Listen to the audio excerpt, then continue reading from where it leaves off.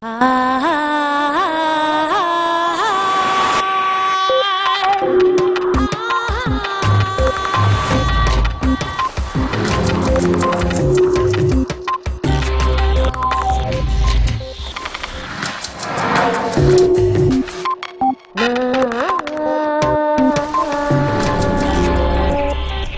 unidades de información son lo que crea la realidad, no las unidades de materia ni de energía.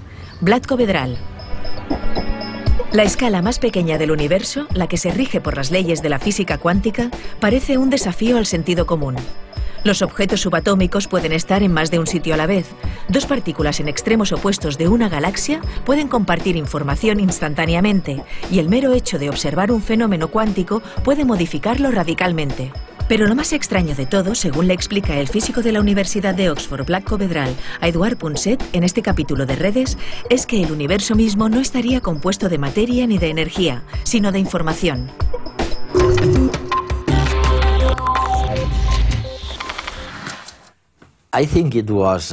Creo que fue alrededor de 1925. Bueno, entre la década de los 20 y la de los 30 del siglo pasado.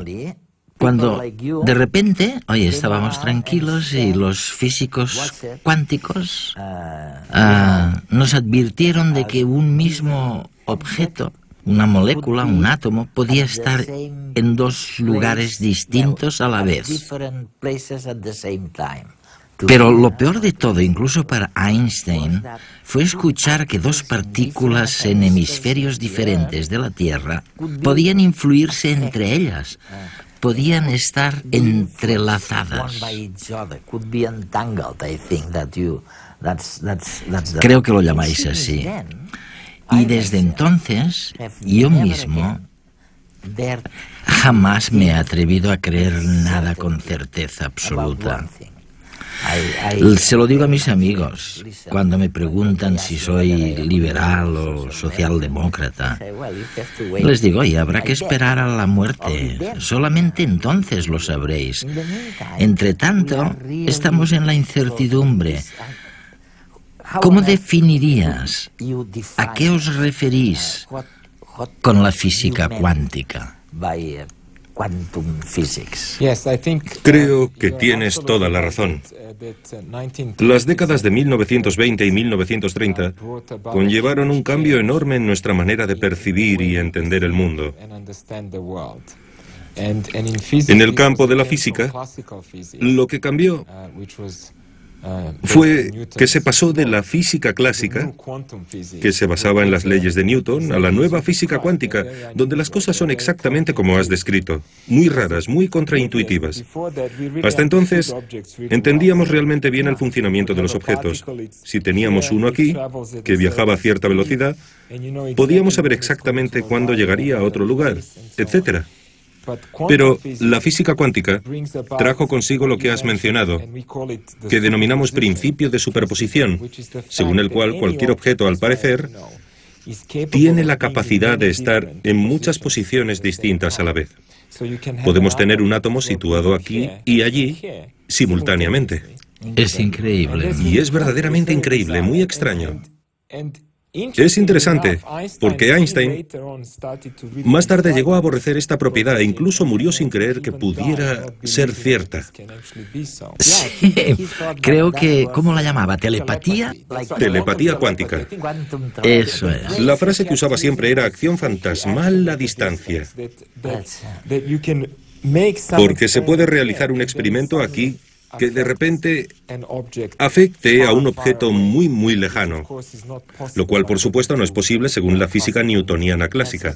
Exacto, y lo llamáis, corrígeme si me equivoco, lo llamáis entrelazamiento. Sí, correcto, entrelazamiento. El mundo microscópico revelado por la física cuántica es un ambiente extraño, donde reinan el azar y la incertidumbre, y muchas posibilidades coexisten a la vez. Veamos un ejemplo que contiene todo el misterio de la mecánica cuántica. Cuando un futbolista lanza un balón, si acierta el tiro, la pelota pasará por una u otra abertura de la barrera de jugadores. Supongamos ahora que el futbolista tiene la dimensión de un átomo. Imaginemos que esta pelota ya no es un balón, sino un electrón. Lo que sucederá ahora es algo del todo inesperado. En lugar de pasar por una u otra abertura, el electrón pasa por ambas a la vez.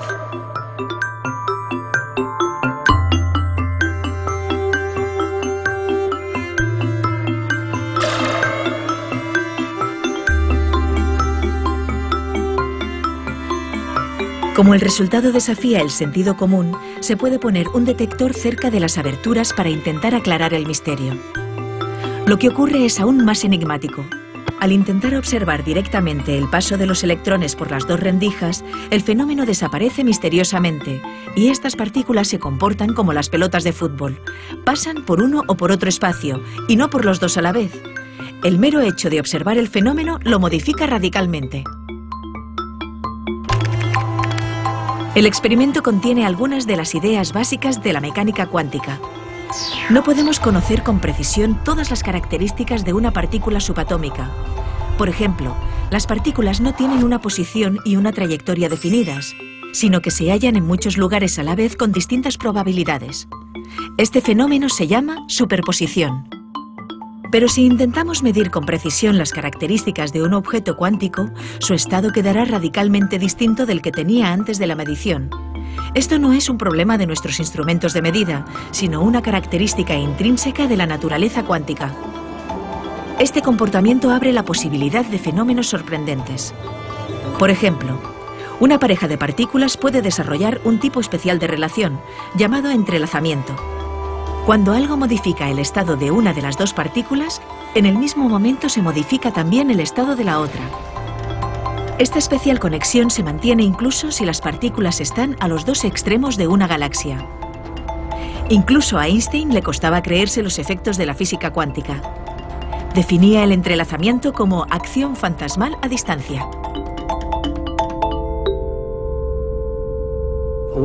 Bueno, un tema alejado, pero que tiene un poco que ver con todo esto, es lo que sugieres en tu maravilloso libro, Decoding Reality, ¿no? Sí, gracias. Sugieres que las personas con más amigos y más contactos tienden a tener más éxito que las que tienen un circulito muy pequeño. Sí, sí, sí. ¿Cómo lo explicas eso? Me gusta ese capítulo porque se sale de mi área de especialización. Lo que quería decir es que se pueden analizar las conexiones sociales y la creación de diferentes instituciones en una sociedad como una especie de estructuración de la información.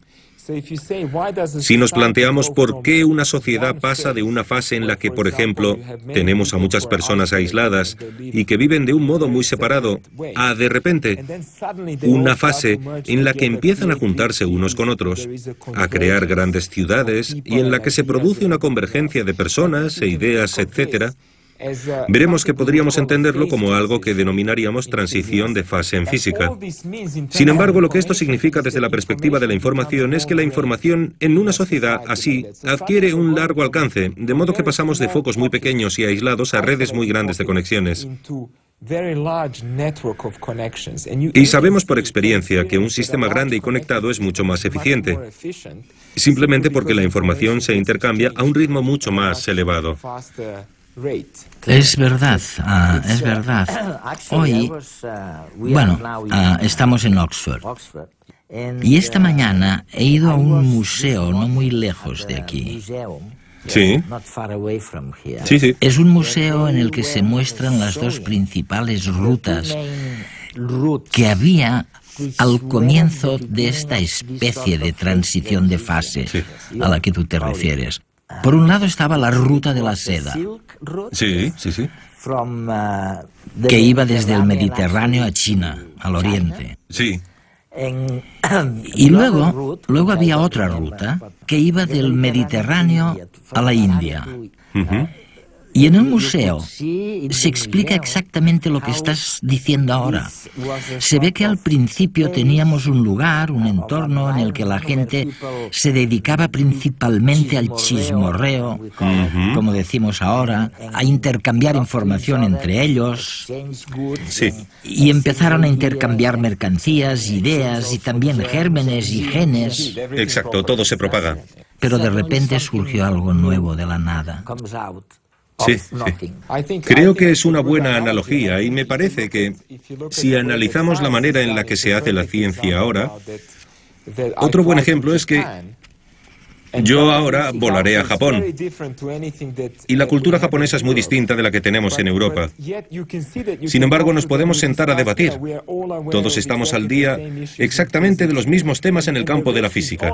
Incluso hay una especie de carrera mundial para ver si será Japón o China o Australia o Estados Unidos quien resuelva algunas cosas. Y sin duda nos comunicamos mucho más rápidamente. Y todos viajamos. De lo que dices ya no la necesitamos esta nota. No, parece... Tenemos una comunicación global. Y que ya hemos alcanzado la convergencia en gran medida. Pero no creo que se mencione la ruta de la computación cuántica de aquí a 1000 años. La información siempre ha sido fundamental no solo para el funcionamiento de la sociedad, sino para todos los aspectos de la vida. Pero, ¿qué es la información? Los hechos más sencillos suelen ser binarios. Un interruptor está encendido o apagado. ¿Una mujer está embarazada o no lo está? ¿Una rueda está pinchada o no? ¿Una modificación genética ocurre o no ocurre? Los hechos que se pueden describir de esta manera contienen un bit de información, es decir, una unidad que puede ser 1 o 0, sí o no. Cuanto más complejo es un hecho, más bits se necesitan para describirlo. La vida misma se fundamenta en la información. El código genético, el ADN presente en cada célula del cuerpo, no es nada más que una secuencia de instrucciones básicas para el funcionamiento del organismo, pura información. Hoy la física cuántica está revelando que las unidades fundamentales de la realidad están hechas de información. Según la cuántica, una partícula no tiene una posición o una energía concreta, hasta el momento en que un observador la mide y entonces recibe la información de que la partícula está en un estado determinado. Según algunos científicos como Vlatko Vedral, la materia y la energía no tienen una existencia independiente y anterior a la observación.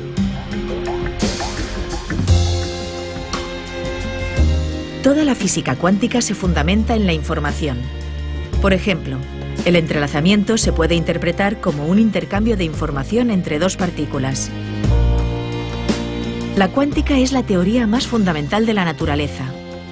En consecuencia, el componente esencial de la realidad sería la información, no la materia y la energía. La centralidad de la información en todos los fenómenos naturales y sociales sería el reflejo de esta verdad más profunda. Yo les diría a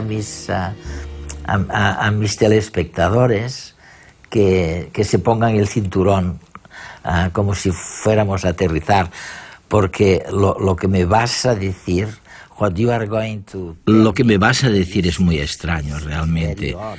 Y es que, sabes, tú dices que esta información es más importante que la materia o que la energía. Sí, es una idea muy extraña que está surgiendo en mi campo de investigación.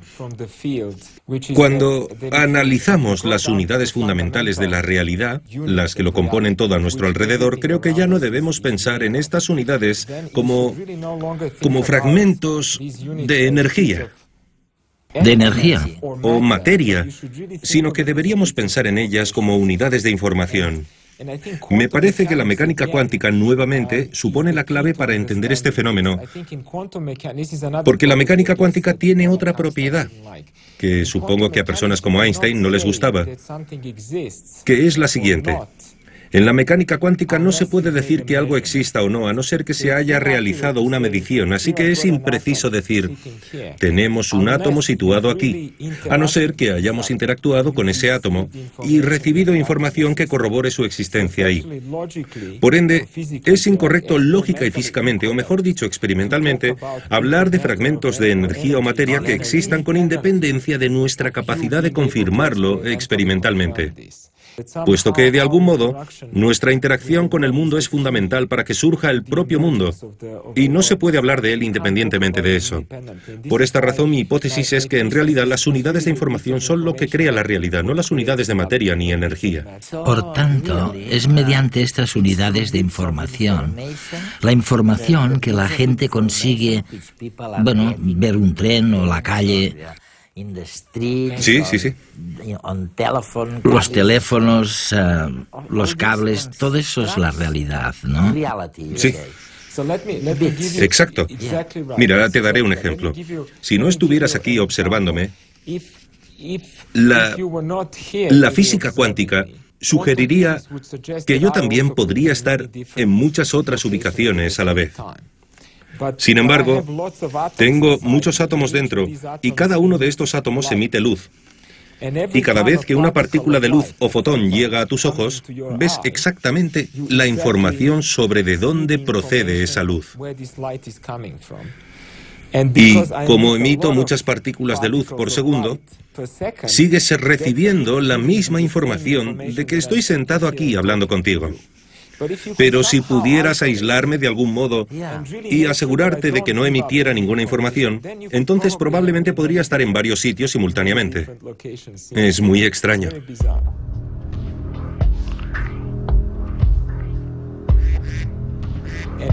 Podemos demostrar que, si pudiéramos utilizar la cuántica plenamente, si pudiéramos hacer que un objeto grande estuviera en varios estados a la vez, entonces podríamos crear lo que denominamos ordenadores cuánticos. Y sabemos, por lo menos teóricamente, que un ordenador cuántico sería mucho más eficiente que cualquier ordenador actual. Así que resulta casi milagroso. O sea que, realmente, las ventajas tecnológicas de la física cuántica, ¿cuáles son entonces? Una ventaja sería lograr operaciones computacionales rapidísimas, pero por supuesto, ahora mismo no podemos mantener un número suficientemente grande de átomos, por así decirlo, de bits cuánticos, en este estado de superposición que les permite estar en muchos estados distintos a la vez. Probablemente, si tuviera que apostar, diría que necesitamos quizá 20 años más antes de conseguir un ordenador cuántico realmente grande. Sin embargo, lo que ya tenemos, y es otro aspecto fascinante, es lo que denominamos criptografía cuántica. Es verdad. Cabe recordar que la criptografía es la ciencia para lograr una comunicación secreta entre las partes que nadie más puede interceptar. Ya. Y no es difícil imaginar por qué despierta el interés de todo tipo de organismos en el mundo. Todo tipo de organismos de seguridad. Y los que lo necesitan, ahora estoy pensando en la Policía Internacional. Sí, en la Interpol. Y ya pueden usar la criptografía de esta manera, ¿no? Sí, ya se usa.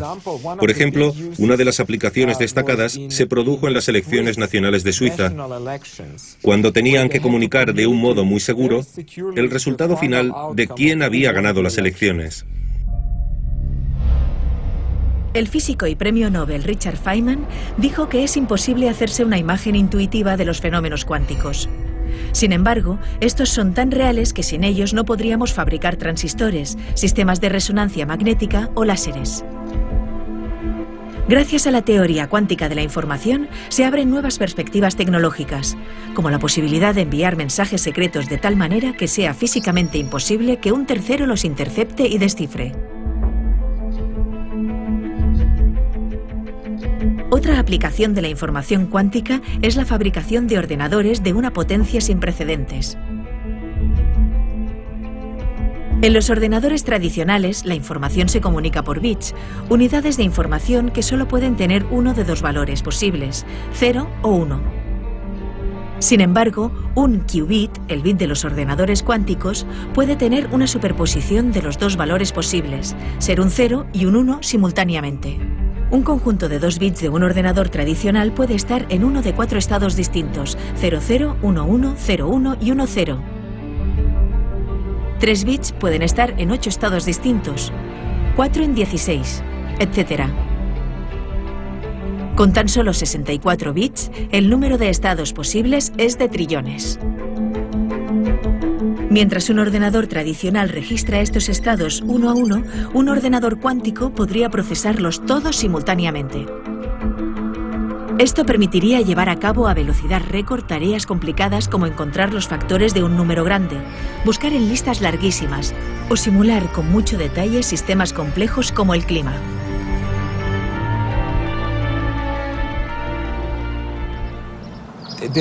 Bueno, hay algo que me parece tremendamente apasionante ahora mismo, aunque estamos en los albores, y es un campo que recién acaba de empezar. Se trata de una disciplina que empezamos a denominar biología cuántica.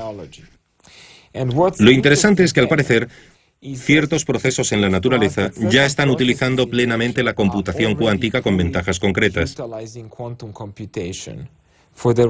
Los procesos en cuestión son, por ejemplo, la fotosíntesis, el hecho de que las plantas, de hecho, extraigan de la luz. Correcto, la luz solar. Resulta que las plantas son mucho más eficientes que cualquier célula fotoeléctrica que pueda crear el ser humano con ingeniería. Y es un misterio para nosotros que las plantas sean mucho mejores en esta labor de ingeniería que nosotros. Así que empezamos a pensar que tal vez tenga que ver con la física cuántica, con una computación cuántica muy pequeña que tiene lugar dentro de las plantas. Es absolutamente fascinante. Si ahondamos en la biología, tal vez descubramos que muchas eficiencias se explican por mecánica cuántica. ¿Y qué piensas? Mira, estamos en ello. Estamos estudiando la fotosíntesis. Y también un fenómeno llamado magnetorrecepción, que es otra de las grandes maravillas de la naturaleza, porque muchos animales pueden detectar la dirección e intensidad del campo magnético externo y utilizarlo para orientarse en las migraciones. Ah, sí. Nosotros no tenemos esa capacidad, pero nos parece que la capacidad de algunas especies que estudiamos es realmente cuántica. Se basa en una pequeña computación cuántica. Y creo que sería fabuloso identificarlo y entender exactamente cómo funciona. Me recuerda a unas mariposas que vi en México y que volaban desde el Canadá. Mediante el campo magnético, mediante su conocimiento de los campos magnéticos, llegaban al lugar adecuado en México. Mira, hace poco publiqué un artículo sobre el tema que captó mucho la atención de los medios y apareció en casi todos los periódicos. Resulta que hay una molécula en la retina del ojo de un ave concreta que se encuentra en un estado de entrelazamiento, y por eso fue una gran noticia, porque de repente constatamos que el entrelazamiento cuántico lo utilizan las aves para navegar. Estas aves vuelan desde Escandinavia y recorren todo el camino hasta África. Es realmente increíble que al parecer utilicen la mecánica cuántica. Lo llamáis entrelazamiento. El hecho de que dos partículas de su ojo estén entrelazadas. El modo en el que cambia el entrelazamiento depende del campo magnético externo. Eso da lugar a varias sustancias químicas que se propagan al cerebro del ave y le permiten orientarse. Descodifican y codifican la imagen del campo magnético. Los extraños fenómenos cuánticos que suceden en escalas atómicas o subatómicas no son visibles en la vida cotidiana. Pero algunos científicos piensan que estos fenómenos siguen actuando, aunque de manera menos visible, incluso en objetos muy grandes. Por ejemplo, en las plantas. El 98% de la luz que alcanza las hojas se convierte en energía a través de la fotosíntesis, en comparación con el 20%, que es el máximo que se consigue actualmente con placas solares. Los científicos han hallado efectos cuánticos en las moléculas que llevan a cabo la fotosíntesis, que quizá podrían explicar esta eficiencia. La capacidad de algunas aves de utilizar el campo magnético terrestre para orientarse también se podría explicar con un fenómeno cuántico que afecta a las moléculas de su ojo. Si se dan fenómenos cuánticos macroscópicos, es posible que incluso el ADN o las neuronas del cerebro los experimenten. ¿Son las células del cuerpo y el cerebro unos ordenadores cuánticos? Algunos científicos empiezan a creer que la presencia de la información en todos los aspectos de la vida y de la sociedad se fundamenta en los mecanismos cuánticos básicos. Todas las cosas, desde el átomo más diminuto hasta las galaxias, contienen información. Quizá el universo no es nada más que un enorme ordenador cuántico que procesa esa información. Vlatko, además, veamos, en mi opinión, y probablemente esté equivocado, pero en mi opinión, la ventaja más clara de esta manera de ver las cosas, de ver la realidad, es que tiene la tremenda ventaja de proporcionarnos un poco de incertidumbre, ¿sabes? Ya no es posible el dogmatismo de antaño, después de la física cuántica. Debemos apreciar la incertidumbre. De hecho, os encanta la incertidumbre porque el mundo, es verdad, es muy incierto. Sí. Me refiero a que si una partícula puede estar en dos lugares distintos a la vez, o dos partículas pueden influirse mutuamente pese a estar en hemisferios distintos, pues creo que está bien. No sé para qué sirve exactamente, pero lo considero una ventaja. Mira, es un tema interesante y un misterio para nosotros en la ciencia, porque una vez realizado este avance importantísimo en nuestra comprensión de la realidad, que, por supuesto, nos resulta muy satisfactorio, como bien dices, Eduard, parece que nos hemos librado del determinismo.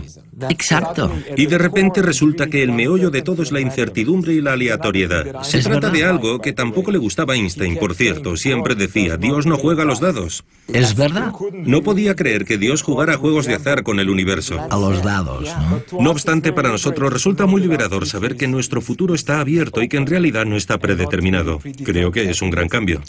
Es el gran cambio.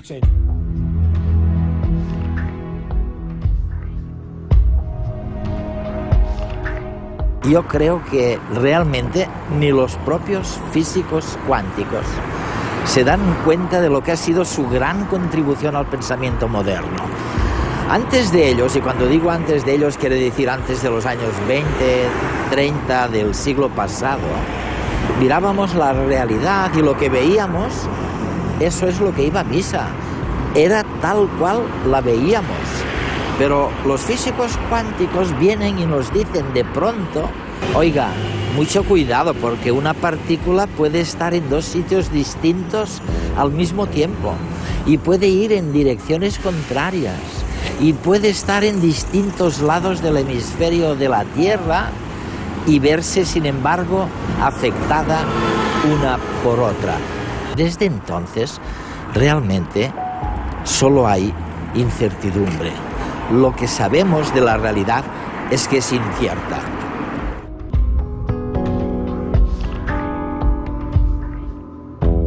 La información cuántica quizás sea el hilo conductor del que derivan todas las reglas del universo.